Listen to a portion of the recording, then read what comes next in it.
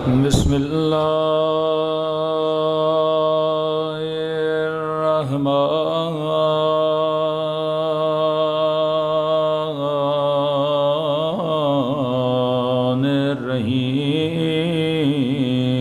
الرحیم الحمد للہ رب العالمین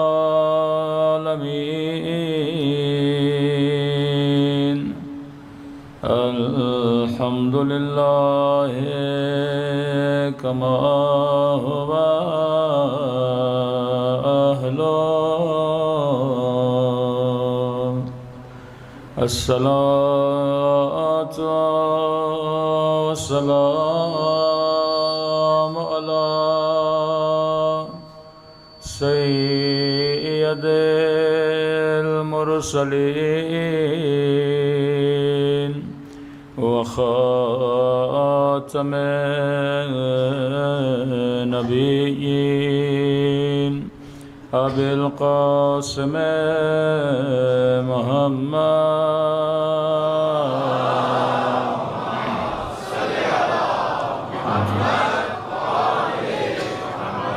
وعلى آلہ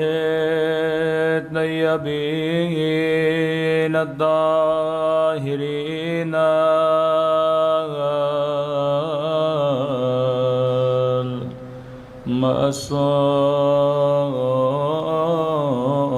المعصومین۔ سب مل کے اپنے مولا کی دعا۔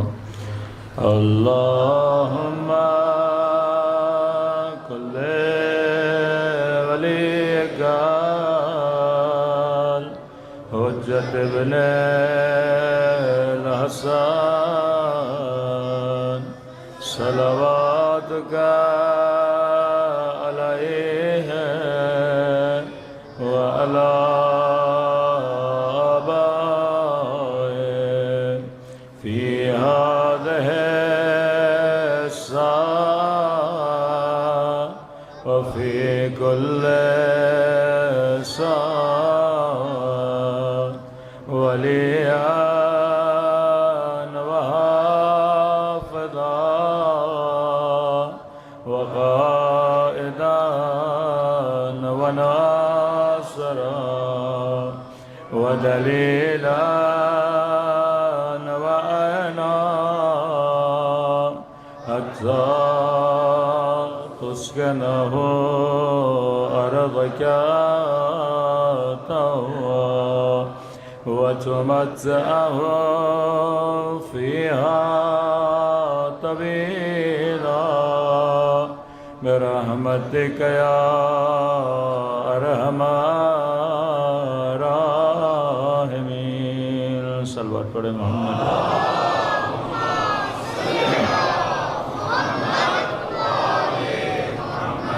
بسم اللہ الرحمن الرحیم۔ رب اشرح لی صدری ویسر لی امری واحلل عقدۃ من لسانی یفقہوا قولی۔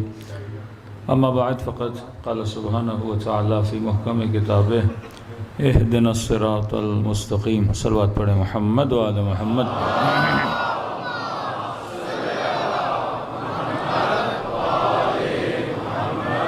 دعا ہے پروردگار عالم ہم سب کی عبادتوں کو اپنی بارگاہ عالی میں قبول فرمائے، اور جس مقصد زندگی کو لے کر فرش عزا پہ آتے ہیں خدا ان مقاصد میں ہم سب کو کامیابیاں کامرانیاں نصیب فرما دے۔ مسلسل عرض کر رہے ہیں کہ اہل بیت نے بقاء مذہب، بقاء مکتب کے لیے ایک مضبوط نیٹ ورک بنایا، جس نیٹ ورک کے نتیجے میں آج دنیا میں آپ اتنے بڑی تعداد میں اہل بیت کے ماننے والے دیکھ رہے ہیں، جس نیٹ ورک نے تشیع کو عزت بھی دی، افتخار بھی دیا کہ آج اہل بیت کا چاہنے والا استعماری طاقتوں کے سامنے سر فخر سے بلند کر سکتا ہے، لیکن سارے مسلمانوں کے سر ذلت کی وجہ سے جھکے ہوئے ہیں، کیونکہ وہ شجاعت جسے شجاعت حسینی کہا جاتا ہے، ظلم کے سامنے قیام کرنا، فسق و فجور کے سامنے بولنا، حق کا علم بلند کرنا، یہ صلاحیت امام حسین نے امت کو عطا کی۔ کربلا کے بعد امت کے اندر دو دھڑے بنے، ایک دھڑا جسے بنو امیہ نے یہ سمجھایا کہ آپ نے کبھی بھی فاسق اور فاجر کے خلاف زبان نہیں کھولنی، اور امت کو یہ سمجھایا کہ رسول نے یہ بولا ہے، جبکہ ایک طرف بولیں کہ خدا کسی قوم کی حالت نہیں بدلتا جب تک قوم اپنی حالت خود نہ بدلے، دوسری طرف یہ بولا جائے کہ رسول نے یہ بولا ہے کہ حالت بدلو ہی نہیں، فاسق بھی آ جائے تو چپ رہو، فاجر بھی آ جائے تو چپ رہو۔ آج بھی ان کے منبروں پر، آج بھی ان کے مفتی یہی حدیثیں سناتے ہیں کہ جناب رسول نے یہ کہا۔ اور کمال جعل حدیث یہ تھا کہ جب حدیثیں بنائی گئیں تو حدیثوں کا جو ریفرنس تھا وہ کبھی ابن عباس تک پہنچایا گیا، کبھی جناب ابو ذر غفاری تک پہنچایا گیا کہ کل اگر کوئی اعتراض بھی کرے تو ابو ذر تو قابل احترام ہیں، کہیں گے آپ شیعہ اعتراض کرتے ہیں، ابو ذر تو مولا علی کا اپنا ہے، ابن عباس تو اپنا ہے۔ تو مطلب ریفرنس میں بھی اتنی ہوشیاری دکھائی کہ کہا کہ جناب ابو ذر سے منقول ہے۔ مثلا ایک روایت آپ کے سامعین کی نظر کروں کہ ابو ذر غفاری وہ تھے جو سب سے زیادہ کرٹیسائز کرتے تھے جناب عثمان کو، جس کے نتیجے میں ابو ذر کو نکالا گیا اور ربضہ کی طرف بھیجا گیا۔ سختی اتنی تھی کہ کہا کہ جب ابو ذر جائیں گے تو ابو ذر کے بدرقے کے لیے، ابو ذر کی خدا حافظی کے لیے بھی کوئی نہیں جائے گا، لیکن اگر کوئی ابو ذر کو چھوڑنے گیا تو وہ بھی تاریخ نے لکھا کہ امام حسین اسے چھوڑنے گئے۔ یعنی اس وقت اتنا خوف تھا کہ کوئی ابو ذر کو شہر کے دروازے تک خدا حافظ کے لیے بھی نہیں جا رہا۔ اس میں امام حسین کی مختلف روایات ہیں کہ مصر کے ایک جرنلسٹ ہیں جس نے 3 کتابیں لکھی ہیں کہ امام حسین، ایک جناب سیدہ، ایک امیر المومنین کے بارے میں، تو وہ لکھتا ہے کہ میں نے حسین کو کربلا سے نہیں پہچانا، کہتا ہے جب امام حسین 30 سال کے تھے تب میں نے حسین کو پہچان لیا تھا کہ حسین ابن علی کتنا بہادر ہے۔ تو پھر ابو ذر کا واقعہ نقل کرتا ہے کہ جب ابو ذر جا رہے تھے سب پہ پابندی تھی کہ کوئی ابو ذر کو چھوڑنے نہیں جائے گا، تو کہتے ہیں اس وقت امام حسین جناب ابو ذر کو چھوڑنے گئے، اور اس وقت جناب ابو ذر کو حوصلہ دینے لگے کہ ابو ذر وقت ہمیشہ ایک جیسا نہیں رہتا، آج اگر وقت تمہارے مخالف میں چل رہا ہے تو کل یہی وقت تمہاری حمایت میں چلے گا۔ ابو ذر، دنیا تو گزر جانے والی چیز ہے لیکن کمال اس کا ہے جو عزت سے دنیا میں زندگی گزار کر جائے۔ تو امام کے وہ بڑے عجیب جملے ہیں جو جناب ابو ذر غفاری کو کہا۔ اب انہوں نے یعنی ابو ذر کو کہاں بھیجا؟ شامات میں بھیجا، ایک ایسی جگہ بھیجا کیونکہ جانتے تھے کہ ابو ذر عاشق امیر المومنین ہے، صاحب ولائے امیر المومنین ہے، تو ایسی جگہ بھیجا جہاں وہ لوگ رہتے تھے جو اہل بیت علیہ الصلوۃ والسلام سے اتنی محبت نہیں کرتے تھے۔ بھیجا ابو ذر کو شامات میں، ایک ایسی جگہ جہاں وہ لوگ تھے جو تربیت یافتہ تھے بنو امیہ کے، کہ مثلا ایک مولوی بہت یہاں آپ کو تنگ کرے اور بار بار نماز کا درس دے، حجاب کا درس دے، آپ اسے پاکستان سے نکال کے مثلا امریکہ بھیج دیں، یورپ بھیج دیں، کینیڈا کے کسی ایسے شہر میں بھیج دیں جہاں ایک بھی مسلمان نہیں، سارے کے سارے کرسچن ہیں، تو بیچارہ کس پہ تبلیغ کرے گا؟ کن کو کہے گا کہ حجاب کرو، کن کو کہے گا کہ نماز پڑھو؟ تو کہا یہ اتنا علی علی کرتا ہے، ابو ذر کو وہاں بھیج دو جہاں سارے دشمن امیر المومنین ہیں۔ لیکن کمال جناب ابو ذر تو دیکھیے،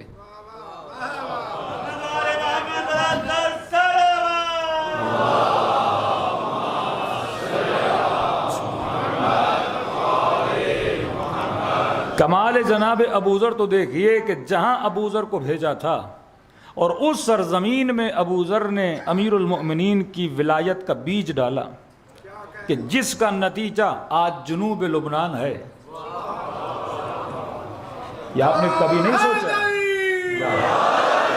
کہ پورے شام میں 3% سے زیادہ شیعہ نہیں، لبنان بھی تو شام میں آتا تھا، اور اس شام کے جنوبی علاقے میں ایک علاقہ ہے جہاں محبان امیر المومنین رہتے ہیں، اور جو آج حزب اللہ لبنان کی صورت میں، بڑی بہادری کی صورت میں آپ کے سامنے ہے۔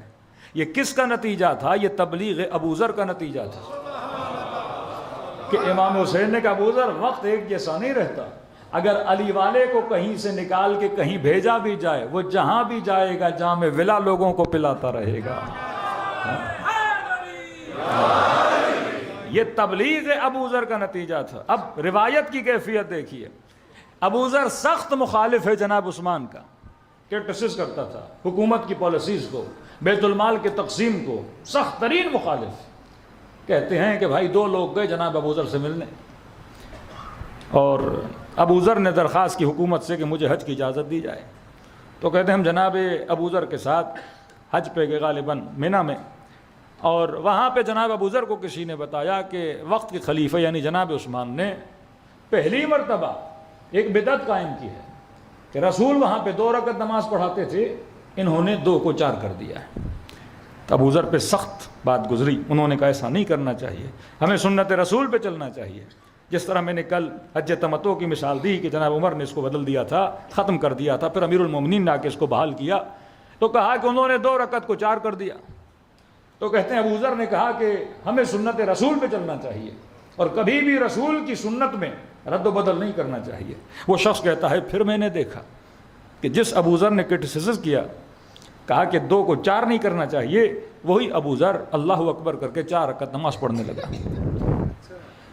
کہ ابو ذر ابھی تو آپ نے تنقید کی کہ جو رسول نے کیا وہ ہمیں کرنا چاہیے، تو ابو ذر نے کہا میں نے رسول سے سنا تھا خلیفہ کیسا بھی ہو کچھ بھی کرے تم اس کے کہنے پر چلو، قیامت میں جانوں اور وہ جانے۔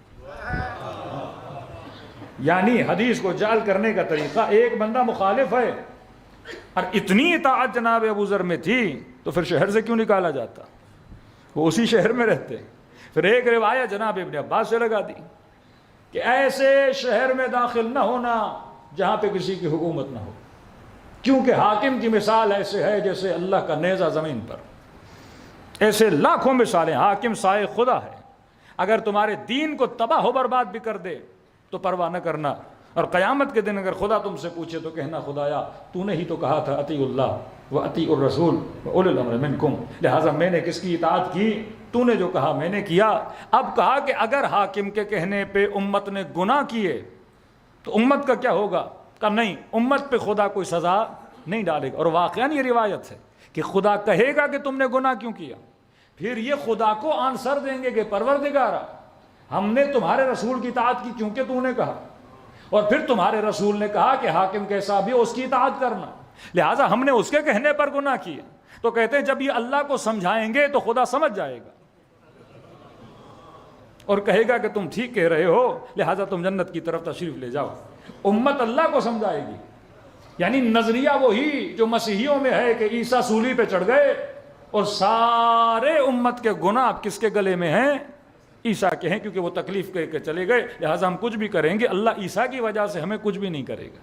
اس قدر روایات میں تحریف کی گئی کہ امام حسین کو قیام کرنا پڑا، اور خود ذات اقدس امام حسین کے حوالے سے روایتیں ڈالی گئیں کہ بعض اوقات ہمارے بعض علماء ان کو ممبر سے بھی پڑھتے ہیں، کیونکہ روایات اتنی بڑھ گئیں کہ انسان پہچان میں نہیں آتا کہ صحیح کیا ہے غلط کیا ہے۔ مطلب ان روایات کو کثرت میں تقریباً 40 ایسے فیک افراد ہیں جن کو دوران سفر امام حسین سے ملانے کی کوشش کی گئی ہے، جن کا تاریخ میں کوئی وجود نہیں ہے کہ فلاں صاحب گئے امام حسین سے ملے اور امام حسین نے یہ کہا، فلاں صاحب گئے امام حسین کو کہا کہ آپ نہیں جائیے، تو امام حسین نے کہا نہیں، اللہ یہ چاہتا ہے کہ میں چلا جاؤں۔ مطلب یزید نہیں مارنا چاہتا تھا، حسین کو شوق تھا کہ وہ خود جائیں اور یہ کام انجام دیں اور ان کی شہادت ہو جائے۔ ایسی فیک روایتیں ڈالی گئیں۔ بھائی یزید کا تو قصور نہیں تھا، ہر بندہ روک رہا تھا، لیکن کہہ رہے نہیں میں نے تو جانا ہے اور میں نے یہ کام انجام دینا ہے۔ یہ بھی فیک شخصیات جن پہ تحقیق کی گئی، ان شخصیات کا کوئی وجود نہیں تھا۔ اس قدر امت کے ذہن کو برین واش کیا گیا کہ لوگوں کے دلوں میں نفرت اہل بیت علیہ الصلوۃ والسلام آ گئی، کہ جن کی محبت کا حکم دیا، اتنے نادان کہ امام حسین کو کہہ رہے ہیں بغضاً لأبیک، ہم تمہارے بابا کے بغض میں تم سے لڑنے کے لیے آئے ہیں۔ اب سوچنے کا مقام ہے، جس کی محبت کا حکم دے رسول اور امت یہ کہے کہ ہم اسی کے بغض میں آئے ہیں، تو یہ قیام امام حسین نہ ہوتا تو آج واللہ کوئی انقلاب، کوئی ریولیشن آپ کو مسلمانوں میں نظر نہیں آتی۔ لہٰذا جتنی ریولیشنز نظر آتی ہیں، جتنے قیام آپ کو نظر آتے ہیں، وہ سارے قیام کون سے ہیں؟ حسینی قیام ہے۔ جناب مختار کا قیام حسینی قیام ہے، جناب زید کا قیام حسینی قیام ہے۔ یہ سارے قیام وہ ہیں جو امام حسین سے انسپائر ہو کے انہوں نے حکومتوں کے خلاف آواز بلند کی۔ لیکن یہ عقیدہ آج بھی امت میں راسخ ہے کہ ہم حاکم کے خلاف قیام نہیں کر سکتے۔ اب کسی نے کہا کہ مولانا قیام کس حد تک، اگر کوئی فاسق و فاجر ہے کہ ہم فوراً تلوار اٹھا دیں؟ ایسا نہیں ہے. آپ کے ہاں پوری سیرہ معصومین ہے، صرف 3 اماموں نے تلوار اٹھائی ہے، مولا علی، امام حسن، امام حسین. اس کے بعد جتنے امام ہیں انہوں نے تلوار کے ساتھ نہیں کیا، کیونکہ تینوں کا زمانہ الگ الگ تھا. جب حاکم اتنا فاسق ہو جائے کہ وہ علنی فسق و فجور کرنے لگے، جب علنی فسق و فجور کرے گا تو الناس علی دین ملوکہم، لوگ کس کے دین پہ چلے جاتے ہیں؟ حاکموں کے دین پہ چلے جاتے ہیں. پر میں اگر علنی، یزید فسق علنی کرتا تھا، تبھی امام حسین نے اس کے خلاف کیا کیا؟ قیام کیا. بدعتیں اتنی آ چکی تھی امت میں کہ مولا نے کہا اب اسلامی معاشرے کا جسم ایسے ہے، مثلا جیسے کینسر زدہ جسم ہوتا ہے، اگر بدن میں کسی حصے میں کینسر ہو گیا تو اس کو کاٹنا ضروری ہوتا ہے. تو امیر المومنین نے کاٹنے کا کام کیا، اور مولا حسین نے اس فاسق کو مارنے کا کام کیا، اور ان کے چہروں سے امام حسن نے نقاب اتاری کہ جو ہمارے مقابلے میں کھڑے ہیں. یعنی یہ خط لکھا کہ جو شرائط حسن لکھے ہم ماننے کے لیے تیار ہیں. امام نے کہا کسی شرط پہ تم نے عمل نہیں کیا، لیکن کم از کم آخری شرط پر تو عمل کرو. وہ شرط یہ تھی کہ ممبروں سے میرے بابا کا سب و شتم بند کر دیا جائے. کہ ایک مسجد ہے، مسجد الذکر، ایک بدبخت نے نماز کے بعد، یعنی جس طرح آپ تسبیح جناب سیدہ پڑھتے ہیں، یہ تسبیح لعن امیر المومنین پڑھتے تھے. یہ بھول گیا امیر المومنین پر سب و شتم کرنا. اس نے نیت کی نذرانے کے طور پر، کفارے کے طور پر، کیونکہ میں نے نہیں کیا تو لہٰذا میں ایک مسجد بنواؤں گا. پھر اس مسجد کا نام رکھا مسجد ذکر. یہ تاریخ میں موجود ہے. اس قدر زہر لوگوں کے وجود میں گھول دیا گیا کہ جو لائق محبت تھے امت ان سے کیا کرنے لگی؟ نفرت کرنے لگی. اور جو لائق نفرت تھے امت ان سے کیا کرنے لگی؟ محبت کرنے لگی. تو ہم نے ایک صفت بیان کی. اب اس ماحول میں بچے گا وہی جو صاحب بصیرت ہو. اگر بصیرت نہیں میرے عزیز تو انسان فوراً پھسل جاتا ہے. ایک عجیب کیریکٹر ہے تاریخ میں شبس ابن ربیع. جنگ نہروان میں علم بردار امیر المومنین ہے، اور کربلا میں علم بردار یزید ہے. ابو ایوب انصاری، حجر بن عدی، شبس ابن ربیع، 3 علم بردار ہیں علی کے جنگ نہروان میں. کہ جب جنگ ختم ہوتی ہے صرف 10 لوگ بچ جاتے ہیں، باقی سارے خوارج کو مار دیا جاتا ہے، جس میں کتامہ کا باپ بھی مارا جاتا ہے، جس میں بچ کے ابن ملجم بھی نکل جاتا ہے. اور جب یہ مولا کے پاس آتا ہے تو مولا سب کو شاباشی دیتے ہیں، اور شبس کو دیکھ کے کہتے ہیں شبس میرے بیٹے کے قتل میں ملوث نہ ہونا. کہتے ہیں علی میری جان آپ پہ فدا، میں آپ کے بیٹے پہ کیسے قاتل بن سکتا ہوں. بات نکلی ہے تو اشارہ کروں. دیکھیے ہر قوم کی طاقت کی کچھ وجوہات ہوتی ہیں. شیعت کی بقا غیبت امام میں، ہماری لیڈرشپ جو مرجعیت کی صورت میں. جب آپ نماز پڑھتے ہیں تو آئے ولایت پہ غور کریں. اطیع اللہ انما ولیکم اللہ ورسولہ، اللہ ولی رسول ولی. تیسرا وہ ولی جو حالت رکوع میں زکوٰۃ دیتا ہوا نظر آ جائے. مطلب اللہ نے جب ولایت کا ذکر کیا تو ساتھ میں زکوٰۃ کا ذکر کیا. مطلب ولایت وداؤٹ اکنامک نہیں چل سکتی. اگر ولایت کو مضبوط کرنا ہے تو شیعوں نے فائنینشلی پارٹیسپیٹ کرنا ہے. یہ اگلی مجالس میں آئے گا کہ کس طرح چھٹے امام کے بعد کثیر التعداد پیسہ اہل بیت علیہ الصلوۃ والسلام کے پاس آیا. جب تک نظام خمس نہ ہو تب تک نظام ولایت نہیں چل سکتا. معجزے کے طور پہ تو نہیں چلے گا. پاکستان آج کیوں نہیں آگے بڑھ پا رہا؟ کیونکہ اکنامک کمزور ہے. جس ملک کی اکنامک مضبوط اس ملک کی حکومت مضبوط. تو ولایت کو مضبوط کرنے کے لیے اللہ نے فدق دیا. فدق انہوں نے لے لیا. پھر اہل بیت نے خود محنتیں اور زحمتیں کر کے مختلف سسٹم بنائے. غنائم کا خمس لیا اپنے شیعوں سے، اور یہ سلسلہ چلا تا غیبت صغریٰ تا غیبت کبریٰ. اب ان کو پتا ہے کہ اہل بیت نے ہمیشہ کہا کہ ایک ایسا نیٹ ورک کہ یہ نیٹ ورک کبھی بھی کسی حکومت کا محتاج نہ رہے. لیکن پوری تاریخ مسلمان اٹھائیے، ہمیشہ مولوی اور مفتی کس کے محتاج رہے؟ حکومت کے محتاج رہے. حکومتوں سے بجٹ لیتے تھے، حکومتوں سے پیسے لیتے تھے. اب ظاہر ہے جب حاکموں سے پیسے لیں گے تو گن کس کے گائیں گے؟ حاکموں کے کھائیں گے. یہاں مفتی نے بولنا شروع کر دیا، یہاں سبسڈی بند ہو گئی. یہاں بولنا شروع کر دیا یا مدرسے کا جو پیسہ جاتا تھا وہ بند کر دیتے تھے. تو پوری تاریخ میں آپ کو مفتی حاکموں کی تعریف میں نظر آتے ہیں. انہی کی حدیثیں جو بھی آ گیا امیر المومنین کہنا ان کو, کہ پاکستان میں بھی کسی کو امیر المومنین کہا گیا تھا, یہ مفتیوں نے کہا تھا, کیونکہ وہ جیر خوار تھے, حاکموں سے پیسے لیتے تھے اور کھاتے تھے. اسی لیے اہل بیت نے ایک نظام بنایا کہ شیعہ کبھی بھی حاکموں کا محتاج نہ رہے, ان کے اندر ایک نظام رہے. یہاں تک کہ خمینی صاحب نے جب ایران میں انقلاب لایا تو حوزہ علمیہ کو کہا کہ حکومت سے بجٹ نہ لینا چاہے حکومت شیعہ ہی کیوں نہ ہو, کیونکہ اگر حکومت سے بجٹ لوگے تو پھر حکومت پہ تنقید نہیں کر پاؤ گے, لیکن اگر انڈیپینڈنٹ رہو گے تو پھر تنقید کرنے کی صلاحیت بھی تمہارے اندر رہے گی. تو نظام خمس بنایا.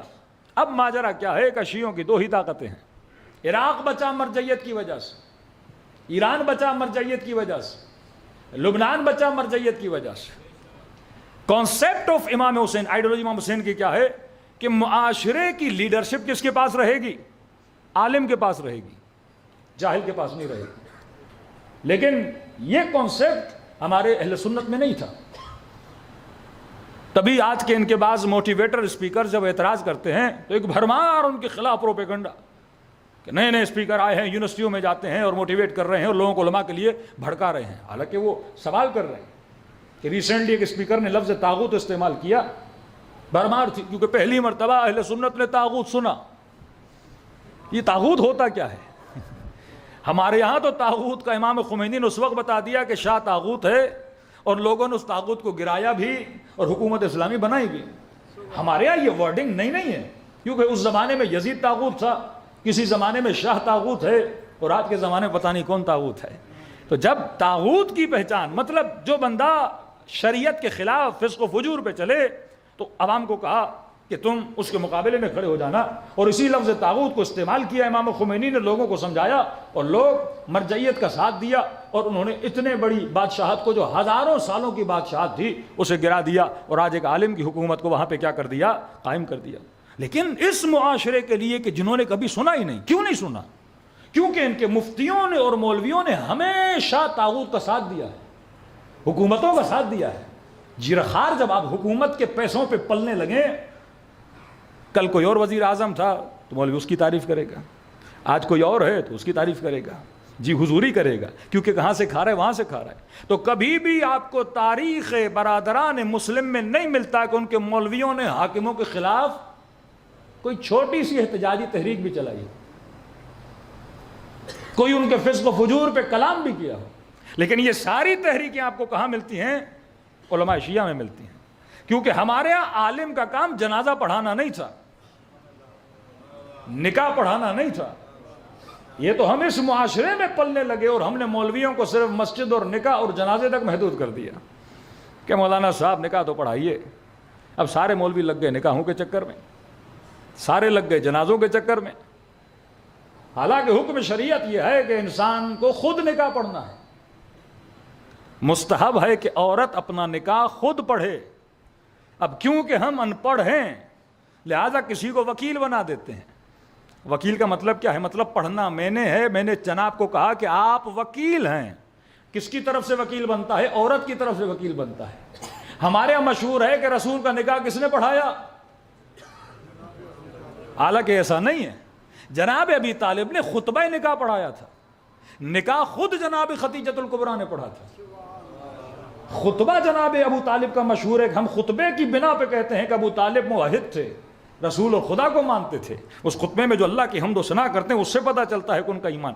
نکاح خود عورت نے پڑھنا ہے. اب کیونکہ معاشرے میں کم علمی ہے, اب یہ نہیں کہ مولانا پڑھائے گا تو صحیح نہیں ہوگا. آپ سب کے مولانوں نے پڑھائے ہیں, نکاح سارے صحیح ہیں, لیکن افضلیت یہ ہے کہ عورت خود پڑھائے. اب یہ ہوتا ہے کہ نہیں, کیونکہ ایک ڈیوٹی بن گئی نا. مولانا کا کام نکاح پڑھانا, مولانا کا کام جنازہ پڑھانا, مولانا کا نام غسل دینا. حالانکہ اگر مولوی نہ ہو تو غسل کون دے گا؟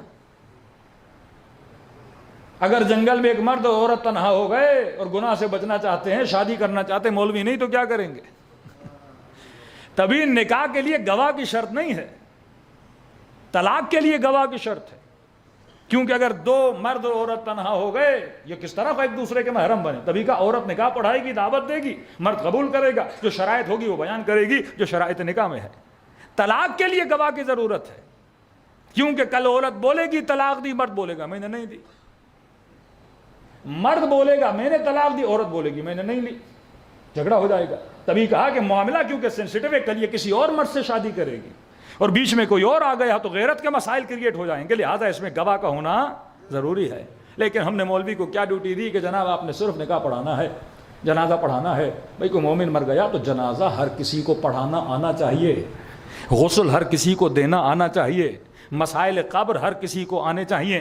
کسی سفر میں کوئی مر گیا، اب انتظار کرو گے کوئی مولوی آئے تو نکاح پڑھائے، یہ مولویوں کا کام نہیں تھا، علماء کا کام تھا معاشرے کی تربیت کریں، علماء کا کام تھا کہ معاشرے کو لیڈ کریں، علماء کا کام تھا کہ صحیح اور غلط کی پہچان کروائیں، علماء کا کام تھا کہ اگر حاکم کچھ غلط کر رہا ہے تو ایک پریشر گروپ بنا کے حاکم کو مجبور کریں کہ وہ اپنی غلطی سے کیا ہو جائے، واپس آ جائے۔ وہی کام جو شیعہ علماء نے کیا، وہ ایران ہو یا عراق ہو، یعنی سارے ملکوں پر قابض ہو گئے۔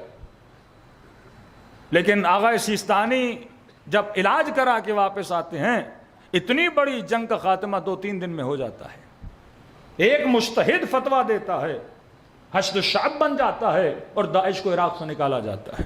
ایک خمینی کے کہنے پہ 2.5 لاکھ بچے مائیں اپنے قربان کر دیتی ہیں، ایک سید حسن کے کہنے پر پوری لبنانی قوم کھڑی ہو جاتی ہے۔ تو آپ کا پاور کیا بنا؟ علماء بنے۔ ایسی لیڈرشپ آپ کو کہیں نظر نہیں آتی۔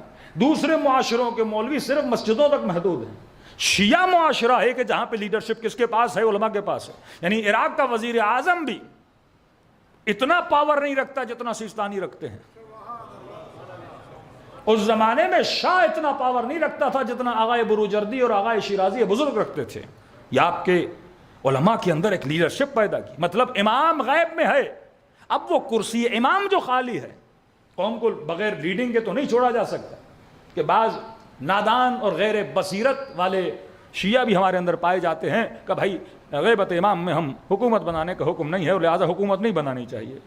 تو کیا کرنا چاہیے؟ 2 ہی کام رہ جاتے ہیں، یا ہم اسی طرح بن جائیں، ان فتووں پہ عمل کریں جن کی بنیاد پر امام حسین کو شہید کیا گیا، کہ حاکم فاسق و فاجر ہو، خاموش رہو، انتظار کرتے رہو کہ جب تک امام زمانہ آئیں، جو ہوتا ہے نسلیں تباہ ہو برباد ہوتی ہیں، ہو جائیں، کوئی پرواہ نہیں۔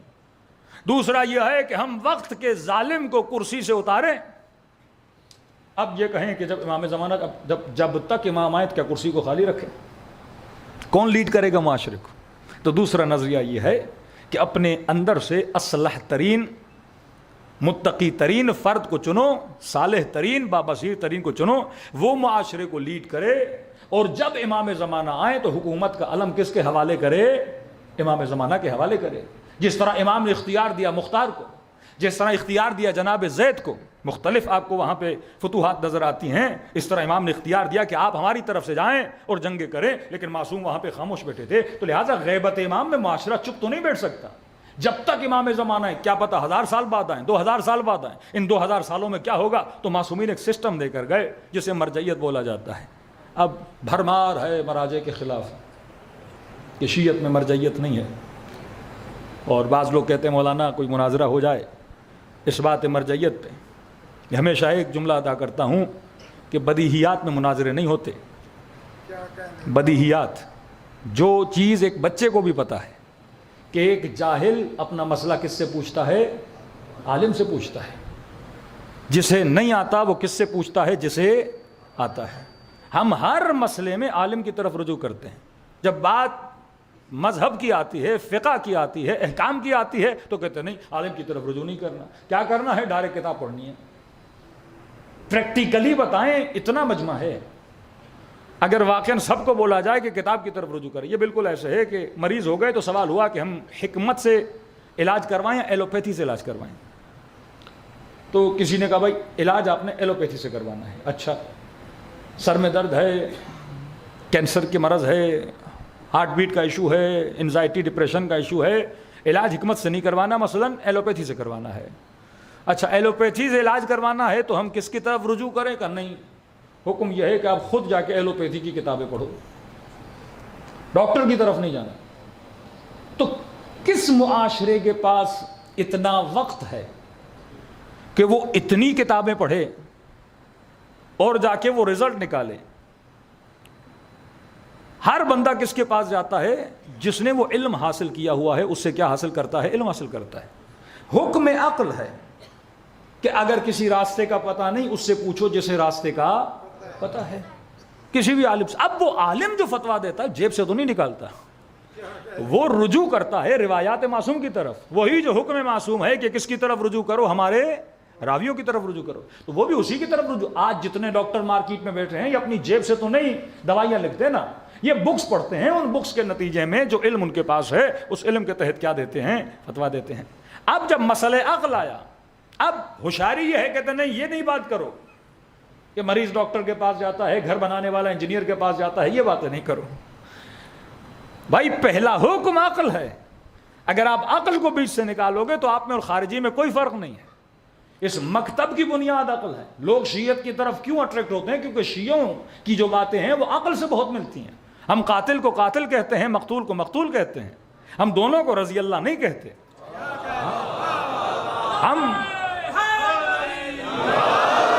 ہم ظالم کو ظالم کہتے ہیں، مظلوم کو مظلوم کہتے ہیں۔ عقل کا حکم ہے، حکم عقل ہے کہ اگر کسی چیز کا پتہ نہیں، اس سے پوچھو جسے اس چیز کا پتہ ہو۔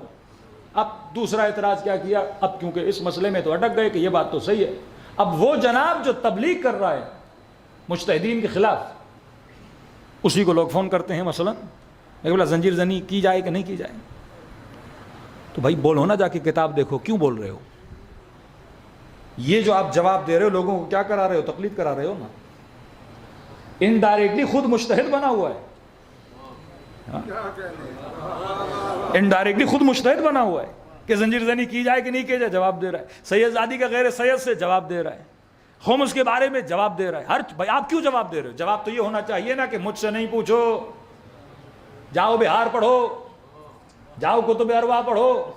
وہ رزلٹ دے رہا ہے، اسی رزلٹ کو فتویٰ بولتے ہیں، اسی رزلٹ کو فتویٰ بولتے ہیں۔ اب یہ ہماری مرضی ہے نا کہ ہم آپ کو عالم سمجھ کے آپ سے پوچھیں یا ہم سیستانی کو عالم سمجھ کے سیستانی سے پوچھیں۔ یہ تو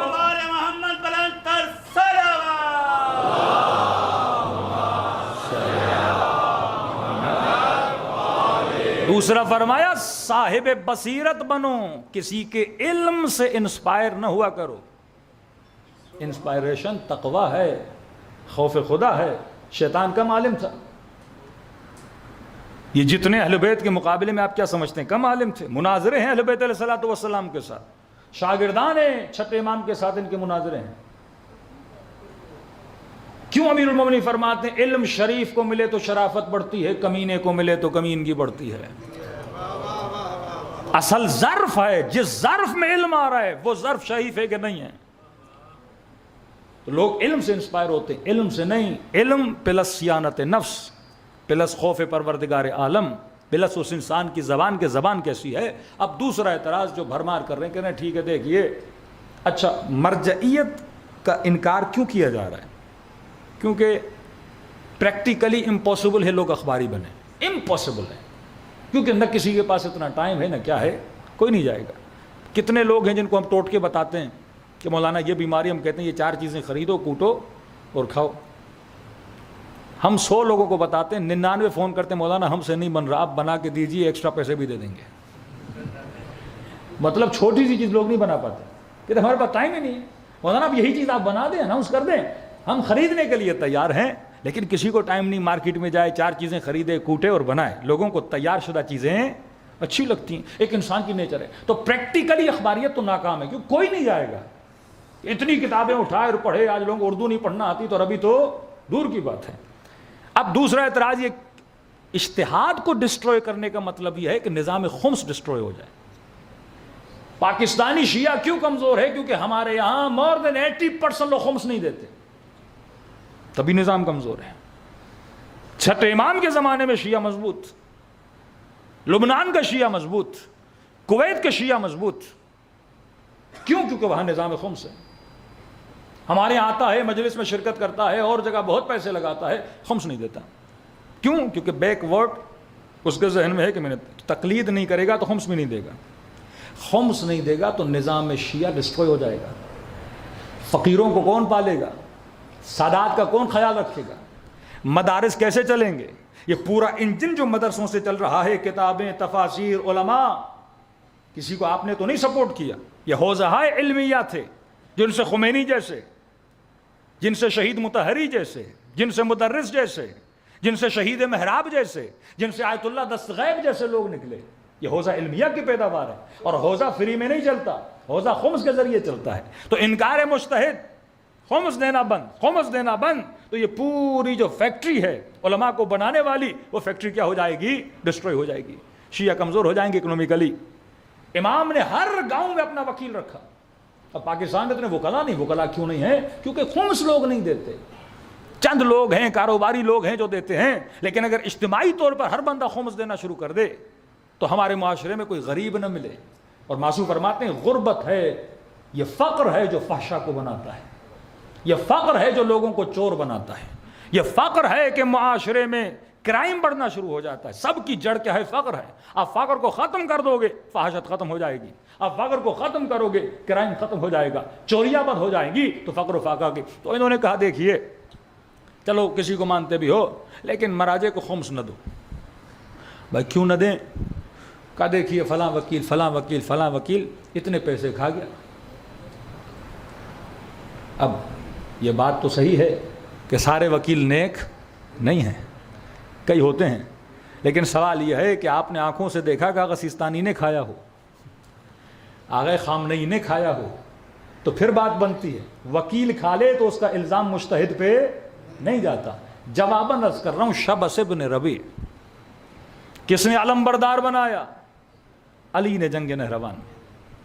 اور کربلا کی جنگ میں کس کا علم بردار ہے؟ یزید کا علم بردار ہے.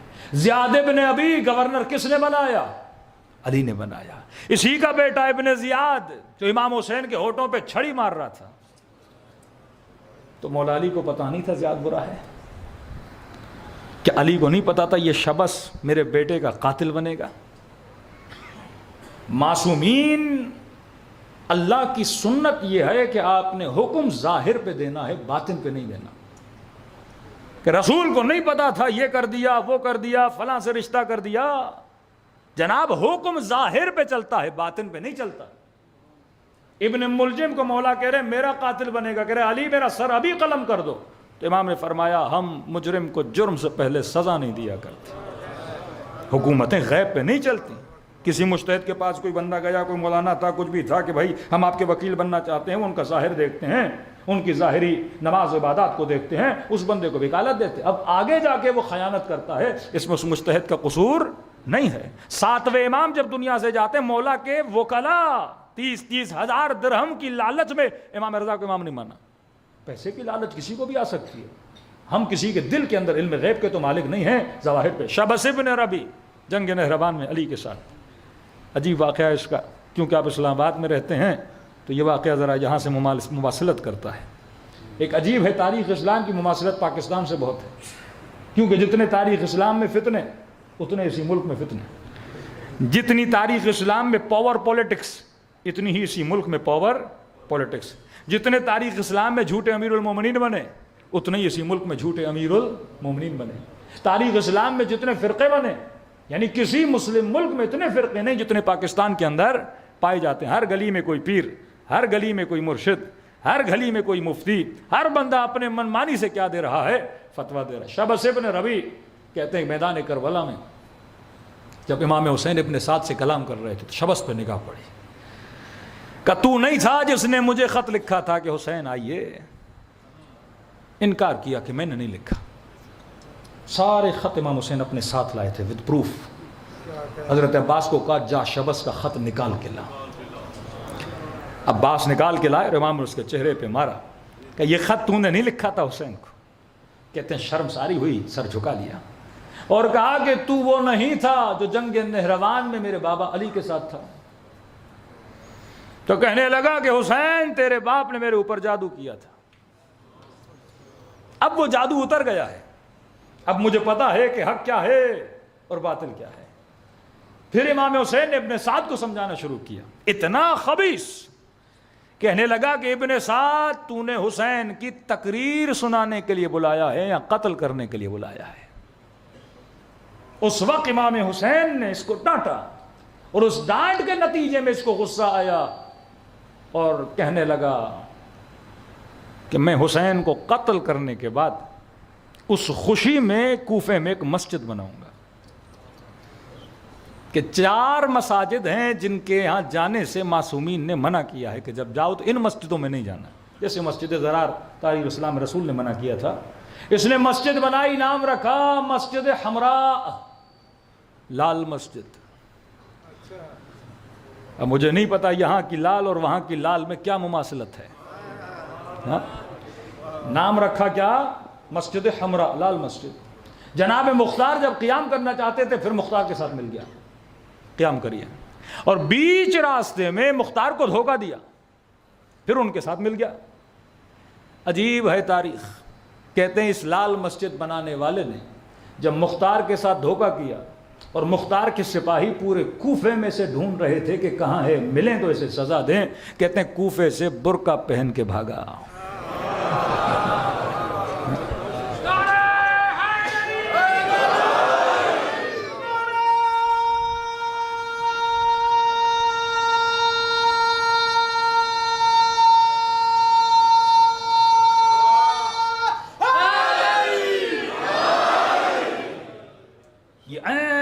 تاریخ اسلام کے جملے ہیں.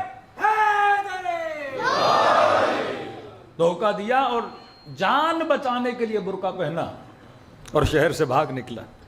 واللہ سیرت بتاتی ہے کون کس کا ماننے والا ہے.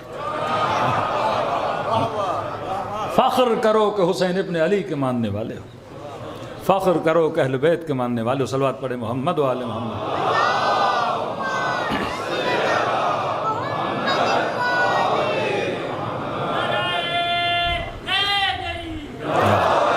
تو اپنی طاقت, اپنے پاور کو سمجھیے.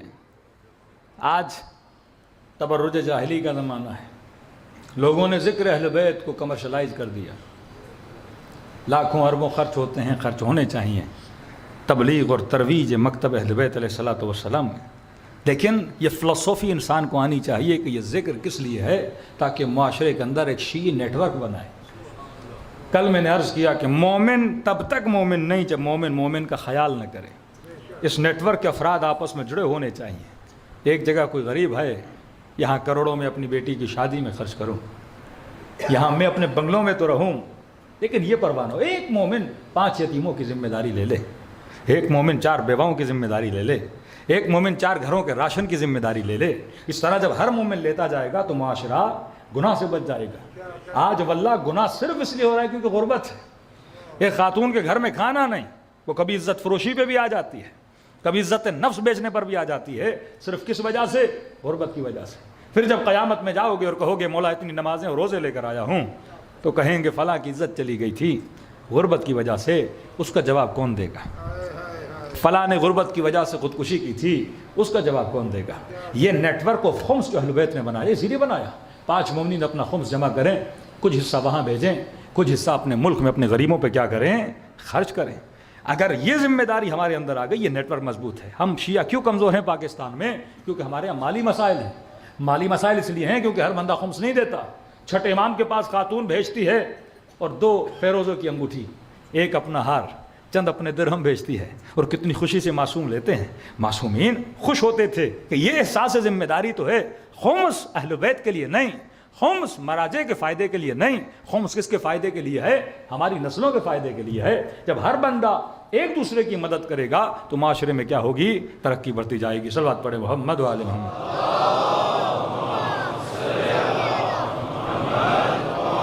بس 2 جملے ربط مصیبت. آج یقیناً گھٹن بھی بہت ہے یہاں پر, زیادہ حائل نہیں ہونا چاہتا. تو فرمایا کہ جب تک بصیرت نہیں تب تک کچھ بھی نہیں. بصیرت کی اقسام ہیں, بصیرت اخلاقی, بصیرت سیاسی. سیاسی بصیرت بھی ہونی چاہیے, اخلاقی بصیرت. معصوم سے پوچھا کہ مولا اخلاقی بصیرت کیا ہے؟ فرمایا جو مومن اعقل الناس من ابصر عیوبہ, عقل مند ترین بندہ وہ ہے جو دوسرے کے عیبوں کو نہیں دیکھتا, اپنے عیب کو دیکھتا ہے. بے وقوف وہ ہے جو صرف دوسروں کے عیبوں کو دیکھتا ہے, اپنے عیب کو نہیں دیکھتا.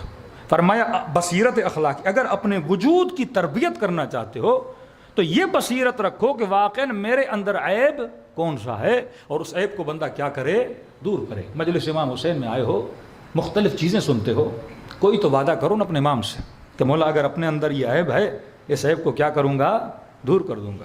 بصیرت سیاسی کے انسان کو پتہ ہو کہ میں نے کس سیاسی دھڑے میں جانا ہے، کس سیاسی دھڑے میں نہیں جانا۔ ہمیشہ لوگ سیاسی طور پر بصیرت نہیں رکھتے تھے۔ جنگ صفین ہوئی، کسی نے علی کو چھوڑ دیا۔ امام حسن کی جنگ تھی، امام حسن کے قدموں سے مسلح کھینچ لیا۔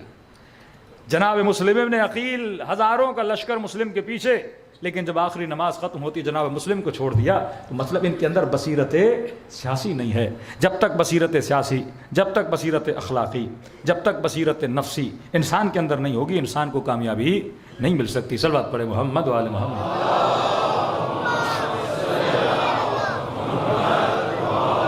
معصومین علیہ الصلوۃ والسلام نے یہ سارے بصائر اپنے اصحاب کو سکھائے کہ جناب نافع ابن ہلال ایک بلند قد، تنو مند، خوش ہیکل جوان تھے کہ جب میدان میں جاتے ہیں تو کہتے ہیں ان علی نیاتنا و بصائرنا، نعرہ مارتے ہیں، فرمایا ہم جو تم سے لڑنے آئے ہیں ہمیں اپنے ارادوں کا بھی پتہ ہے اور ہم اتنے بصیر ہیں کہ ہمیں پتہ ہے کہ حق کیا ہے، باطل کیا ہے۔ مطلب دشمن کو یہ بتا رہے ہیں کہ تم جس کے مقابلے میں آئے ہو تم صاحب بصیرت نہیں ہو۔ پھر یہ نعرہ مارتے ہیں کہ یہ جو حسین دیکھ رہے ہو، جو اس سے دشمنی کرے گا ہم اس سے دشمنی کریں گے، جو اس سے محبت کرے گا ہم اس سے محبت کریں گے۔ اور گائے دشمن حسین تم ہمیں موت سے کیا ڈراتے ہو، ہمیں کوئی کراہت نہیں مرنے سے، کیونکہ مرنا ملاقات خدا کا نام ہے۔ اور اس جوان نے حملہ کیا اور شہادت ملی، اور یہ وہ جوان ہے جس کے جنازے پہ ابھی عبداللہ الحسین تشریف لے کر جاتے ہیں۔ ایک ہے کربلا کا بوڑھا جناب جون غلام حسین، کہا مولا مجھے اجازت دیجیے۔ امام نے فرمایا جون تمہاری زندگی اس گھر کی غلامی میں گزری ہے۔ بابا کا غلام، حسن کا غلام، پہلا غلام تھا جناب ابازر کا، بخش دیا جناب رسول کو، مختلف روایات ہیں، لیکن اسی خاندان کی غلامی میں رہا۔ تو کہا کہ جون ہم نے تجھ سے جہاد اٹھا لیا کیونکہ ایج نہیں ہے تمہاری جہاد کرنے کی۔ کہا کہ جون آزاد کیا کہ آخری عمر جا کے کسی باغ کے اندر گزارو۔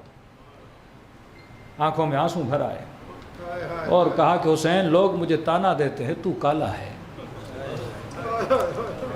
مولا کہیں ایسا تو نہیں غلام ہوں کالا ہوں، اس لائق نہیں سمجھتے کہ میرا نام بھی شہداء کربلا میں آئے۔ کہ یہ سننا تھا۔ امام حسین نے سینے سے لگا کہ جون یہ باتیں اہل بیت کے مکتب میں نہ کیا کر، یہاں نہ رنگ کو دیکھا جاتا ہے نہ نسل کو دیکھا جاتا ہے۔ کہا آ ہم اجازت دیتے ہیں تجھے۔ کہتے ہیں اتنا بوڑھا تھا 3 سے 4 بار گھوڑے پہ بیٹھنا چاہتا تھا، لیکن بندہ بوڑھا، اس کی ٹانگیں گھوڑے پہ سوار نہ ہو سکیں، کمر جھکی ہوئی، تو آخر میں کہا کہ مولا گھوڑے کی ضرورت نہیں، میں پیدل جاؤں گا۔ کہتے ہاتھ میں تلوار لی، نیزہ لیا، میدان کے بیچ میں آیا اور للکار کے پکارا کہ مجھے پہچانو میں کس کا غلام ہوں، علی کا غلام ہوں، حسن کا غلام ہوں، حسین کا۔ مفاخرہ کرنے لگا۔ ابن سعد نے کہا یہ کون ہے جو ہمیں للکار رہا ہے؟ کہا جون ہے۔ ہنس کے کہنے لگا حسین پہ یہ وقت آ گیا کہ بوڑھوں کو میرے مقابلے میں بھیج رہا ہے۔ اب ابن سعد مدینے کی پیداوار ہے، عمر کے اعتبار سے امام حسین کا تقریباً ہمسن ہے، مدینے میں بڑے ہوئے، یہ بڑا قریب سے امام حسین کو جانتا ہے اور اسے پتا ہے کہ جون حسین کے لیے کیا حیثیت رکھتے ہیں۔ جون وہ جس نے امام حسین کو اپنے ہاتھوں میں پالا ہے نا، امام زین العابدین کو ہاتھوں میں بڑا کیا ہے، یہ بچپن سے اس گھر کا غلام رہا ہے۔ تو کہنے لگا کہ اسے کوئی تلوار نہیں مارے گا، اسے کوئی تیر نہیں مارے گا، اسے کوئی نیزہ نہیں مارے گا۔ کہ امیر پھر کیا کریں اس کا؟ کہ میں جون کا وہ حال کروں گا کہ جس پہ حسین کا رونا دیکھوں اور حسین کے وجود کو تڑپاؤں۔ کہ امیر کیا کریں؟ کہ سب گھوڑے پہ سوار ہو جاؤ اور اس کا گھیرا کرو، کچھ نہ مارنا، بس اسے پتھر مارنا۔ کہتے ہیں اس بوڑھے صحابی کو اتنے پتھر مارے کہ یہ زمین پہ گر پڑا، اور جیسے زمین پہ گرا تو امام حسین نے اٹیک کیا اور جناب جون کا سر اپنی گود میں رکھنا چاہا۔ لشکر یزید کا سپاہی کہتا ہے میں نے آج تک نہ ایسا غلام دیکھا نہ آقا دیکھا۔ ایسی محبت میں نے کبھی نہیں دیکھی. کہا کیا دیکھا؟ کہا کہ دور سے دیکھ رہا تھا کہ حسین اس کا سر اٹھا کے اپنی گود میں رکھتے تھے اور یہ پھر سر کو پٹک کے زمین پہ گرا دیتا. کہ آخر تک راضی نہ ہوا کہ سر امام حسین کی گود میں آ جائے. کہ 3-4 بار امام حسین نے کوشش کی لیکن پھر اپنا زمین کربلا پہ رکھ دیتا تھا. کہتا جب غلام راضی نہ ہوا تو میں نے عجیب منظر دیکھا کہ حسین نے اپنا سر جھکانا شروع کر دیا. اتنا جھکایا کہ حسین کے رخسار جون کے رخسار پہ آ کے پڑے اور جناب جون کو بوسہ دیا اور دعا کی کہ پروردگار اللہم بیض وجہہ، اے خدا جو اسے کالا کہتے تھے قیامت کے دن اس کے چہرے کو نورانی بنا دے. اللہم طیب روحہ یا طیب ریحہ، اے خدا اس کے بدن میں خوشبو عطا کر، ایسی خوشبو کے لوگ رش کھائیں. کہتے ہیں جب 11 محرم کو لاشوں کو اٹھایا جا رہا تھا تو ایک بدن سے ایسی خوشبو آ رہی تھی، لوگ دوڑے دوڑے گئے، یہ کون سا شہید ہے جس کے بدن سے خوشبو آ رہی ہے؟ کہا یہ جان کا بدن تھا. جو دعا حسین نے کی وہ اللہ نے قبول کی. اس مکتب کے غلام بنو تو کردار میں بھی خوشبو، بدن میں بھی خوشبو، چہرہ نورانی بن جاتا ہے. یہ مکتب محبت کا مکتب ہے، یہ مکتب حکمت کا مکتب ہے. خدایا ہمیں بھی قبر کی پہلی رات چہرہ انور حسین کی زیارت عطا فرمانا، شفاعت حسین عطا فرمانا، اور وہ محبت جو امام نے اپنے اصحاب کو دی اے خدا اسی محبت سے ہمیں بھی نوازنا. دلوں کو کربلا کی طرف روانہ کریں. سلام کریں اپنے آقا کی مظلومیت پہ. کائے سے سلام کرو جیسے سیدہ زینب نے سلام کیا. یقیناً گرمی کا موسم ہے لیکن آپ میں سے کوئی بھی ایسا نہیں جو 3 دن کا پیاسا ہو، 3 دن کا بھوکا ہو. اس کیفیت کو سوچو کہ جس کیفیت میں سیدہ زینب کربلا سے چلی ہیں کوفے کی طرف، کوفے سے پیدل چلی ہیں شام کی طرف، اور پھر شام سے رہائی ہوئی پھر بھائی کی قبر پہ پہنچی ہیں. فرمایا کیفیت ذہن میں رکھو اور سلام کرو اپنے آقا کی مظلومیت پہ. السلام علی الحسین وعلی علی ابن وعلی اولاد الحسین وعلی اصحاب الحسین. سب مل کے السلام علی الحسین وعلی علی ابن وعلی اولاد الحسین وعلی اصحاب. سب مل کے السلام علی الحسین وعلی علی ابن وعلی اولاد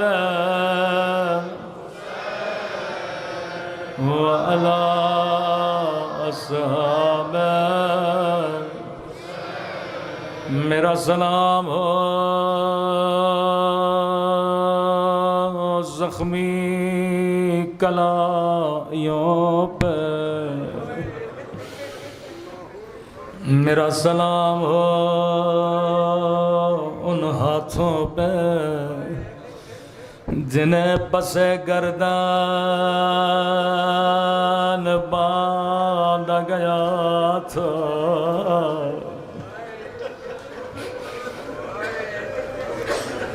میرا سلام ہو اس منظر پہ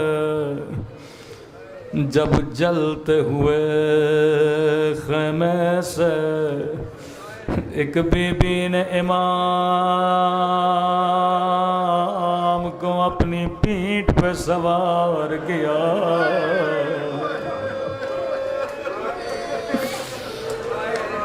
کبھی کس خیمے میں بھاگے، کبھی کسی خیمے میں پناہ لے. کہنے لگی سجاد حسین کے بعد تو میرا امام ہے، اگر کہو تو خیموں میں جل جائے، یا کہو تو بے چادر خیموں سے نکل جائے. بڑا ناز تھا سیدہ زینب کو عباس پہ. کہتے ہیں جب بھی بازار میں جاتے تھے بڑے حسرت سے عباس کے سر کو دیکھتی تھی. کہتی تھی ابا تجھے زینب کی چادر پہ بڑا ناز. عباس دیکھو میرے ہاتھوں میں رسیاں. خدا کسی بھائی پہ یہ دن نہ لائے جو عباس علمدار پہ آئے. باب الحوائج غازی عباس. آیت اللہ کشمیری کے پاس حرم امام حضرت عباس سے کچھ لوگ گئے. کہنے لگے آغائے کشمیری، غازی عباس کی اصل قبر ٹوٹ چکی ہے، کچھ مزدوروں کو بھیجیے، قبر کی مرمت کرانی ہے. آغائے کشمیری رو کے کہنے لگے مزدور کیوں بھیجوں، میں خود آؤں گا. چند طلباء کے ساتھ سرداب عباس میں گئے. امامہ سر سے اتارا، جورابیں اتاری، خود غازی عباس کی قبر بنانے لگے. کسی طالب علم نے کہا آغائے کشمیری ہم نے کئی خطیبوں سے سنا ہے جب عباس گھوڑے پہ بیٹھتے تھے قد اتنا بڑا تھا کہ پاؤں زمین سے لگتے تھے. آغائے کشمیری ایک بات سمجھ میں نہیں آتی، جس کا قد بڑا اس کی قبر چھوٹی کیوں ہے؟ آغائے کشمیری زار و قطار رونے لگے. کہ تو نے سچ کہا عباس کا قد بڑا تھا، لیکن جب امام زین العابدین جنازے پہ پہنچے کیا دیکھا؟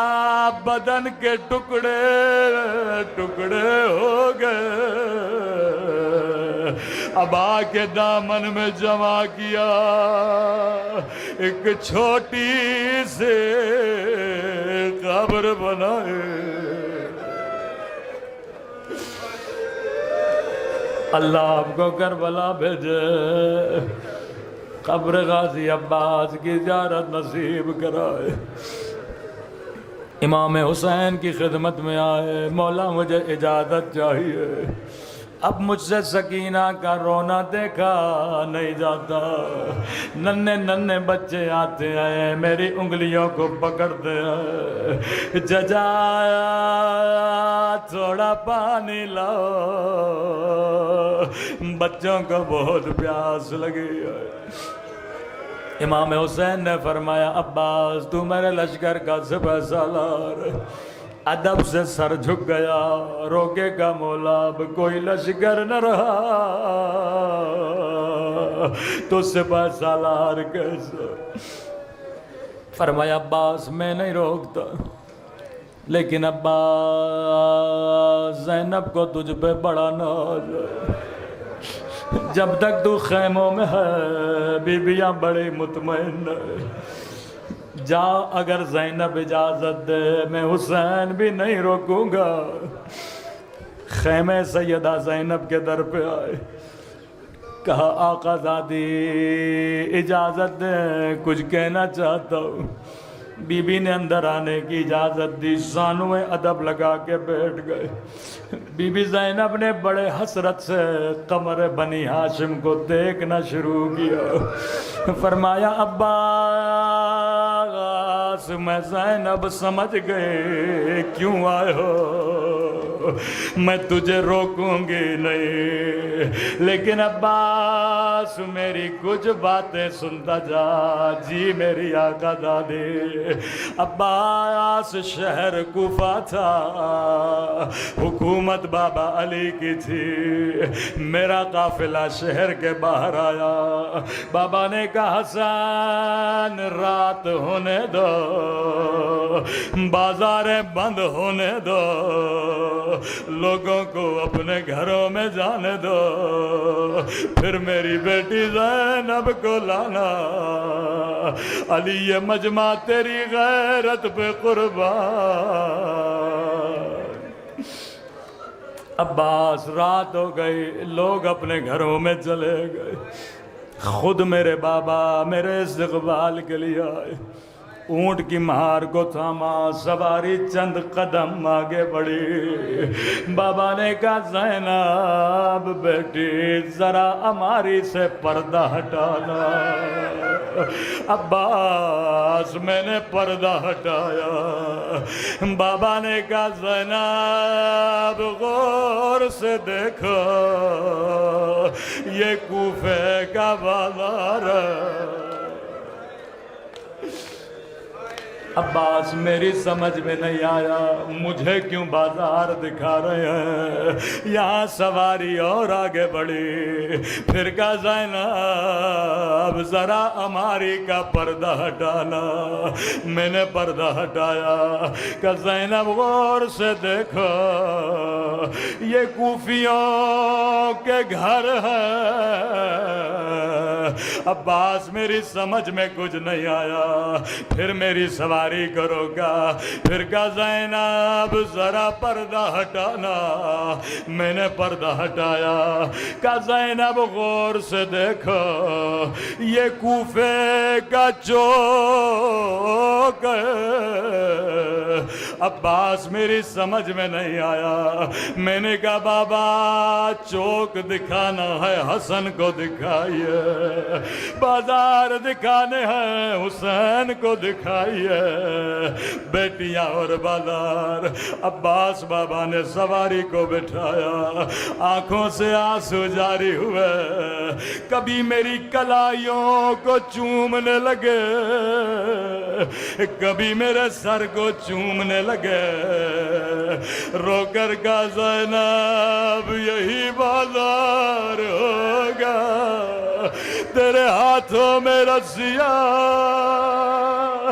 تیرے سر سے ردا چھینی جائے گے۔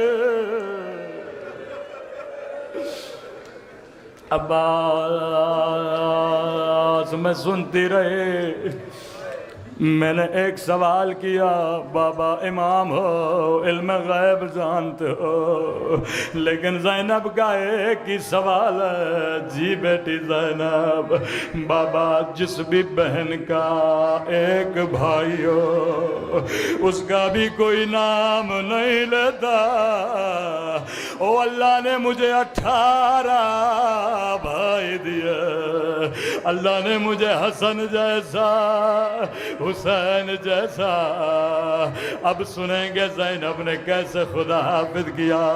کہا عباس کھڑا ہو جا، جیسے غازی کھڑے ہوئے، دونوں باہیں عباس کے گلے میں ڈالے، رو کر کا خدا حافظ عباس، اب میں زینب سمجھ گئے، میری چادر لٹنے کا وقت قریب ہے، میرے ہاتھوں میں رسیاں بدنے کا وقت قریب ہے، ماتم حسین۔